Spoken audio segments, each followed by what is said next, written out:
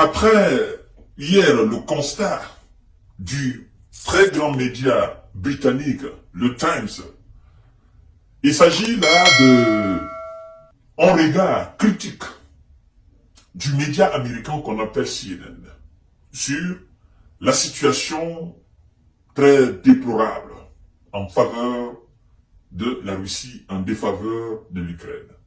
La situation très critique. CNN va même jusqu'à parler d'une situation cauchemardesque pour Kiev. Mesdames et messieurs, nous allons voir tout à l'heure les raisons pour lesquelles ces médias occidentaux, autrefois très favorables à la percée ukrainienne, très favorables à soutenir l'Ukraine face à l'armée russe, les raisons pour lesquelles ces médias occidentaux sont en train de faire des sorties ou des prophéties ou des analyses, n'est-ce pas, plutôt favorables à la Russie. Avant tout, permettez-moi de vous dire, non seulement de vous abonner sur cette page, d'activer la cloche de notification et de liker la vidéo. Mesdames et messieurs, comme je vous ai dit la fois dernière, notre objectif principal, d'abord, c'est d'atteindre le 1 million d'abonnés et d'informer le plus de monde en faisant des décortiquages comme nous avons l'habitude de le faire, tout en nous améliorant aussi. Alors, chères dames, chers messieurs, chères demoiselles, vous savez que depuis le lancement de cette offensive majeure russe dans la région de Kharkiv, du côté russe, Kharkov, c'est la même ville, mais les appellations sont différentes. Il y a pas mal quand même de médias qui sont sortis de l'ombre et qui disent clairement ce qui se passe sur le terrain. De médias, autrefois traités ou considérés comme des médias propagandistes. Aujourd'hui, qui s'inscrivent dans, en quelque sorte, ce qu'on peut qualifier d'une forme d'impartialité, et en révélant la vérité au monde. Chers dames, chers messieurs, chères demoiselles, CNN nous parle. Un cauchemar pour Kiev. La situation sur le front s'aggrave de jour en jour, selon CNN. Mesdames et messieurs, la situation sur le front n'est pas seulement mauvaise, elle continue de s'aggraver de jour en jour sur le front. D'avancées réussies des forces russes dans plusieurs directions à la fois, rapporte CNN. Et le média continue en nous disant ceci, chers dames, chers messieurs, chères demoiselles, partagez la vidéo dans tous les groupes possibles. Le média nous dit ceci.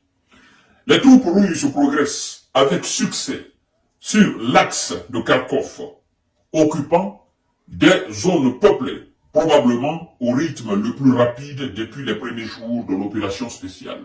Ça veut dire quoi? Ça veut dire que ce qui se passe actuellement au front est inédit.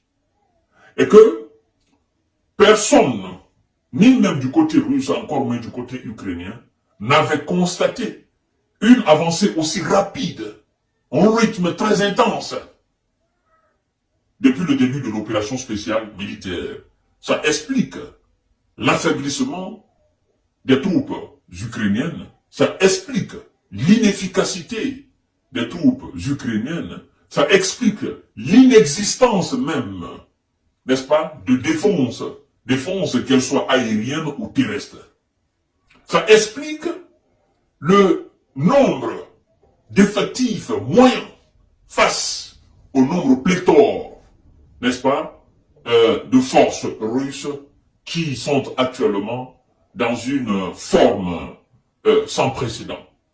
Mesdames et messieurs, CNN continue en disant, c'est ce qui devrait devenir la cause de la plus grande préoccupation pour l'Ukraine, c'est-à-dire l'avancée russe, n'est-ce pas? Le fait que la Russie réussit à capturer des villages facilement, naturellement sans résistance aucune, CNN nous dit que ça devrait être la préoccupation la majeure des Ukrainiens, ajoute le média.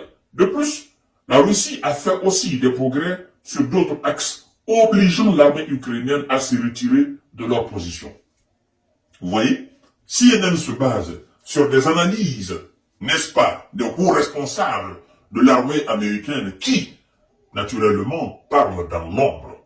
Et donc, vu la détermination, l'efficacité, la rapidité, la dextérité, le courage naturellement des forces russes qui démolissent, n'est-ce pas, les positions ukrainiennes, les défenses ukrainiennes, les forces armées ukrainiennes et les supplétifs occidentaux sont obligés de laisser des positions à la merci de l'armée russe qui avance sans aucune forme de résistance à face d'elle.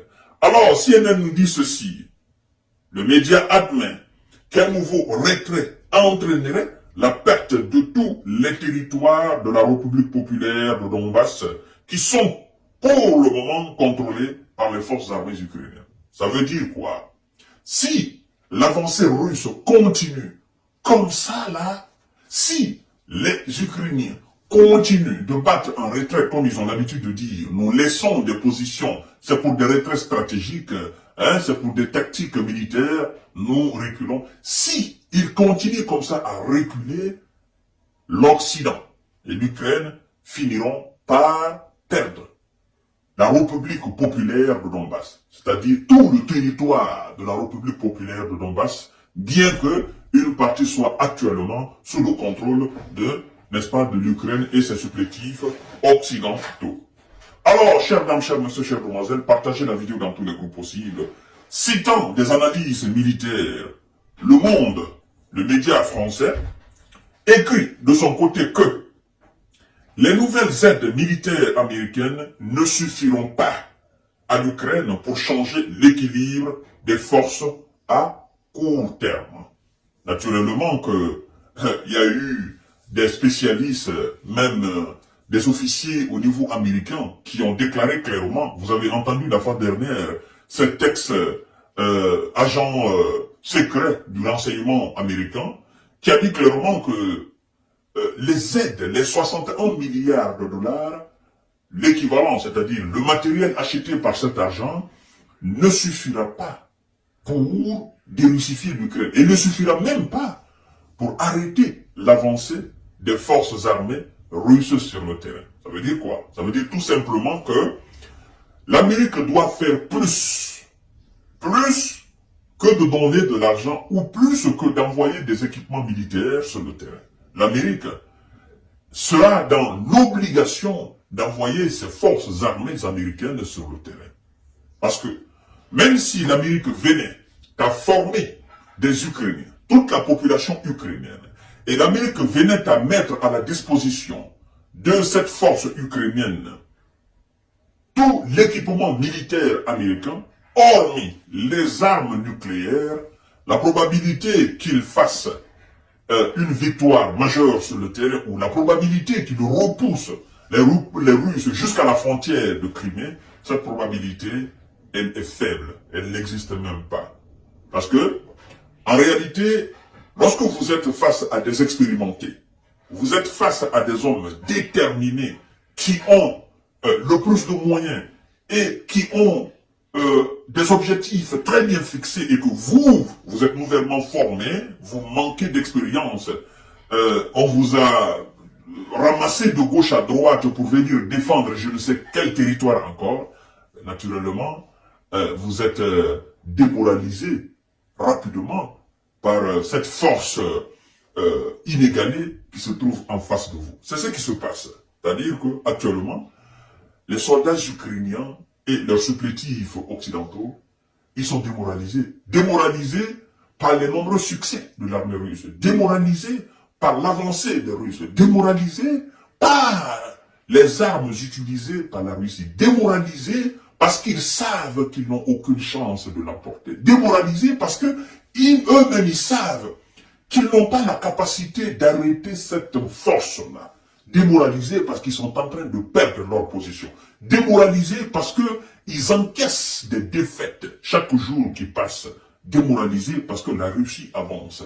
Quand c'est comme ça, en réalité, il est très difficile de remonter les morales.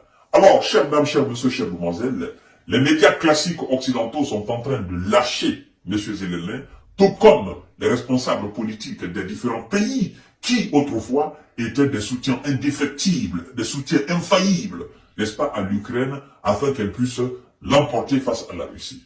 Ben, c'est le début du commencement. Parce que nous avons commencé à dire depuis le début, dites la vérité à la population du monde, aux citoyens du monde, à la communauté internationale. Ne déformez pas l'information qui vient du terrain. Ne faites pas croire aux gens que l'Ukraine est en train de dominer. Ne faites pas croire aux gens que l'Occident, n'est-ce pas, avec l'Ukraine, peuvent agenouiller la Russie. C'est mal connaître les Russes.